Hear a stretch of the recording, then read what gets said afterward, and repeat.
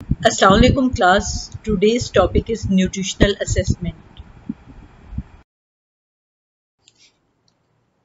The nutritional status of an individual depends upon many interlinked factors.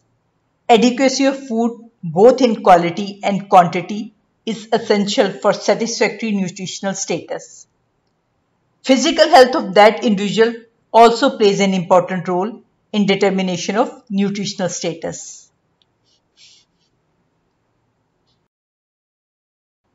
The main objective of a comprehensive nutritional survey is to obtain precise information on the prevalence and geographic distribution of a nutritional problem of a given community and identification of individuals or population groups who are at risk or are in greatest need of assistance.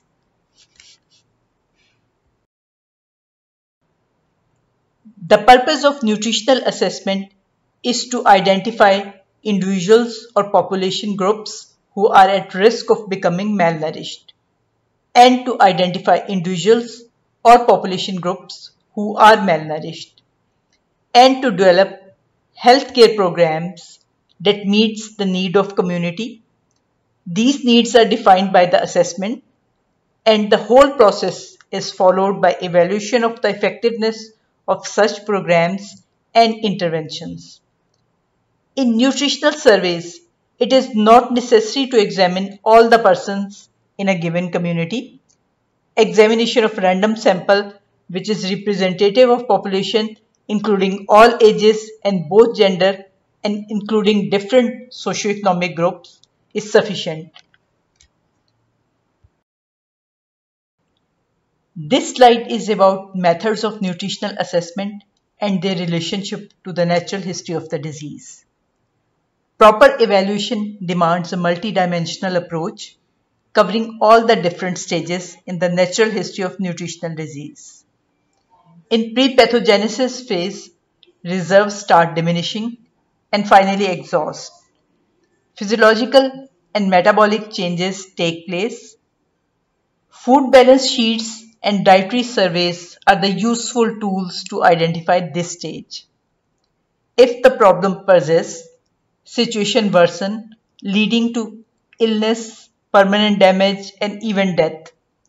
These changes can be identified by biochemical studies, anthropometric studies, and morbidity and mortality data.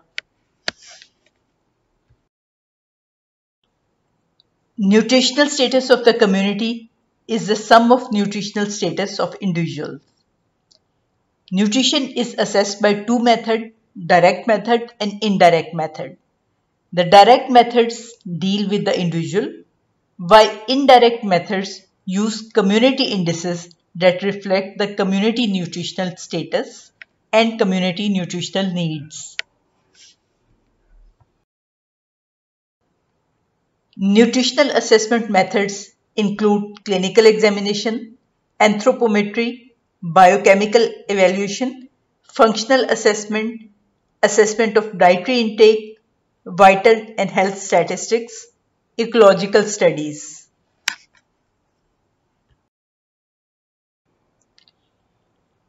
Clinical examination is an essential feature of all nutritional surveys. It is also the simplest and the most practical method.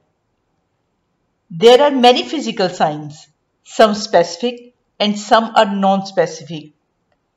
A WHO expert committee classified these signs into three categories. Not related to nutrition, for example, alopecia, pyuria, pterygium. Number two category include those signs that need further investigation. For example, malar pigmentation, corneal vascularization, geographic tongue. The third category include those signs which are known to be of value. For example, angular stomatitis, bite-out spots, calf tenderness, absence of knee or ankle jerks, which is seen in beriberi, enlargement of thyroid gland, which is associated to endemic goiter. However, clinical signs have some drawbacks. For example, malnutrition cannot be quantified. Many deficiencies are not accompanied by physical signs and non-specific nature of some physical signs. These pictures are showing some signs which are used in clinical assessment. Picture A is about ocular manifestation of vitamin A deficiency, while picture 2 is showing angular stomatitis. Anthropometric measurements such as height, weight, skin fold thickness, and arm circumference are variable indicator of nutritional status. If these measurements are recorded over a period of time, they reflect the pattern of growth and development. These anthropometric measurements can be collected by non-medical personnel who has received sufficient training.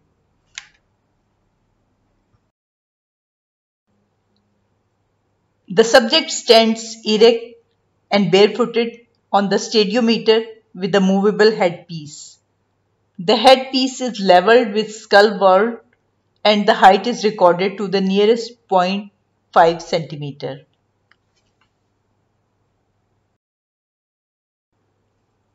These are the pictorial presentations of measurement of height in case of adults and in case of children.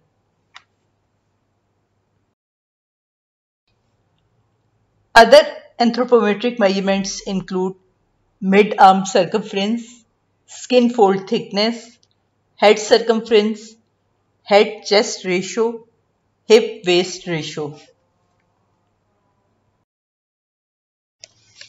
Weight is another anthropometric measure.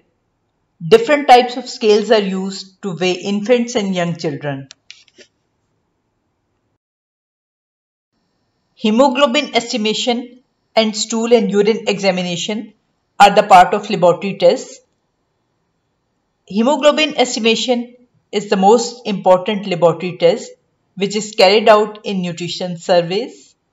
Hemoglobin level is also a useful index of overall state of nutrition. RBC count and hematocrit determination are also valuable. Stools should be examined for intestinal parasites. Urine should be examined for albumin and sugar.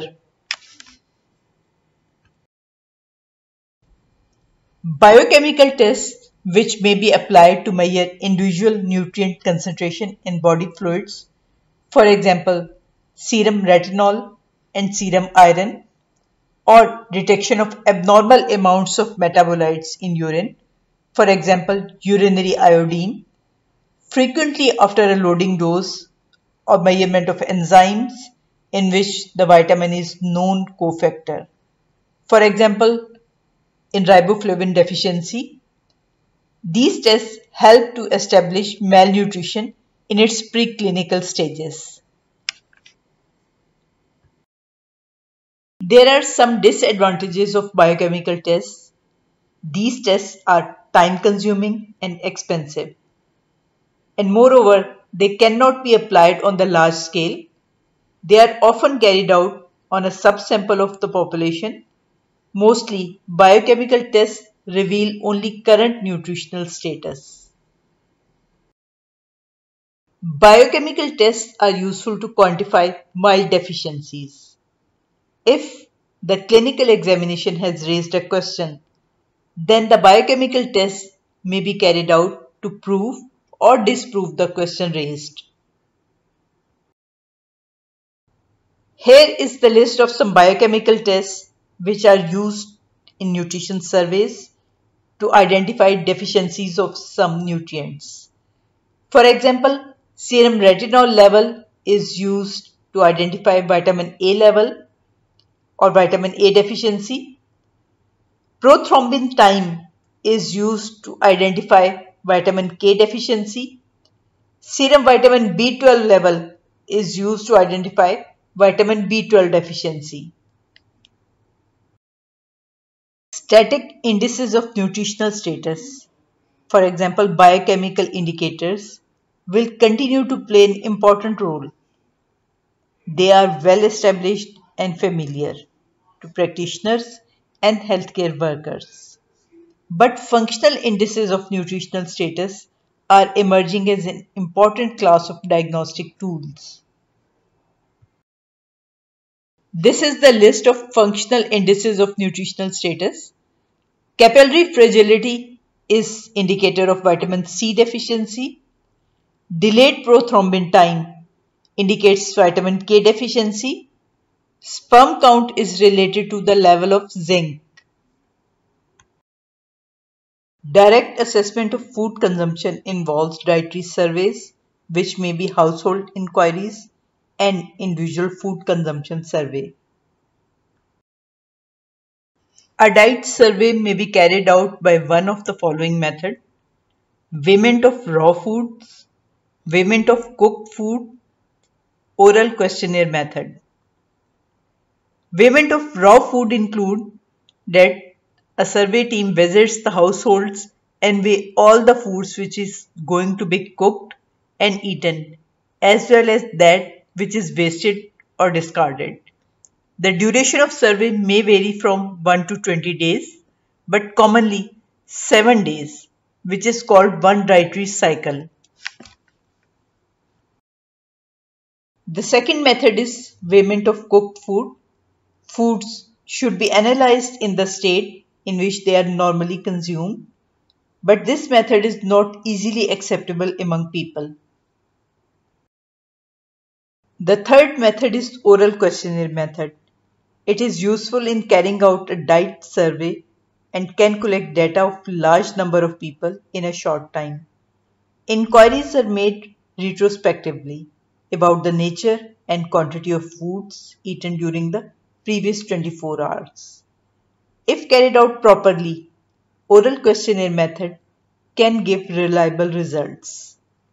A diet survey may also include collection of data relating to dietary habits and practices.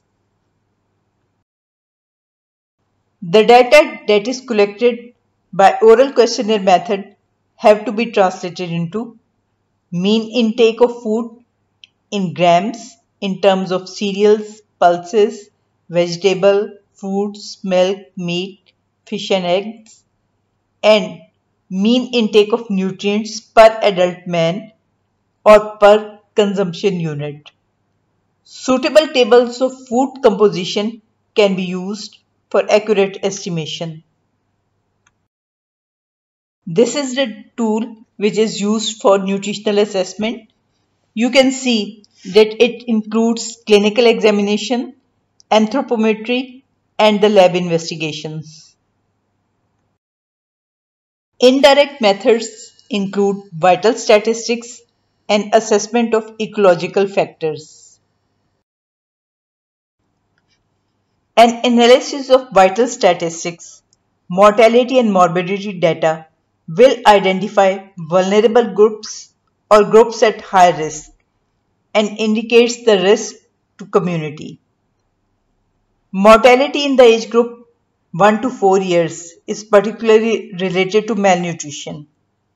In developing countries, it is much high, 20 times than in developed countries. Other indicators include infant mortality rate, second-year mortality rate of low birth weight babies, and life expectancy. These rates are influenced by nutritional status of population. Mortality data, however, do not provide a satisfactory picture of the nutritional status of population. Data on morbidity, for example, hospital data or data from community health and morbidity surveys, particularly in relation to protein energy malnutrition, anemia, xerophthalmia, vitamin deficiencies, endemic goiter, diarrhea, measles, parasitic infections, can be of value in providing additional information.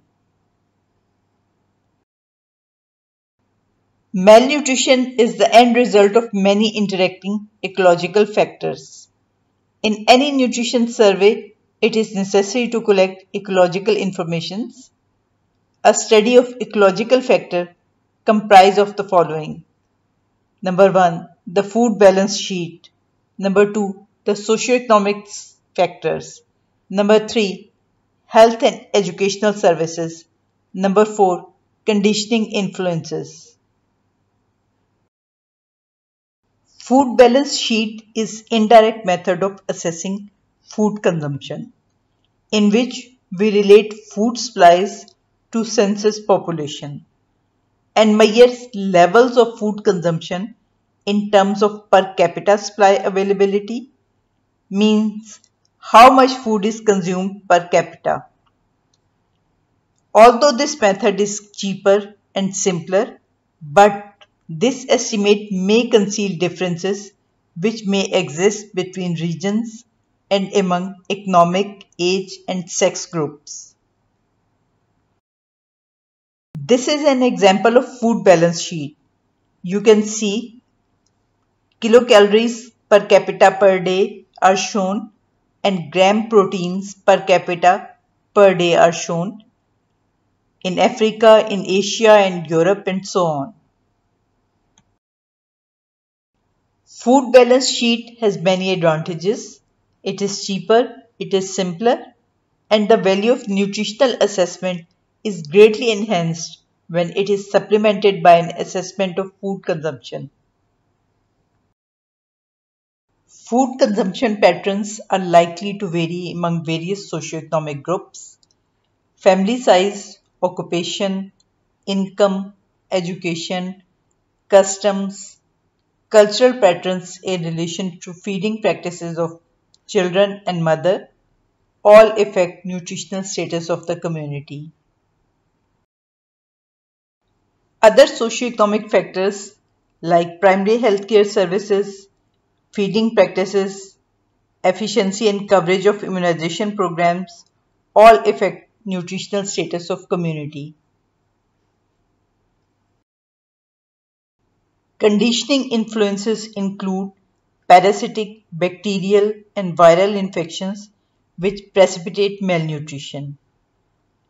It is necessary to make ecological diagnosis of various factors which influence nutrition in the community, as malnutrition is multifactorial. Thank you.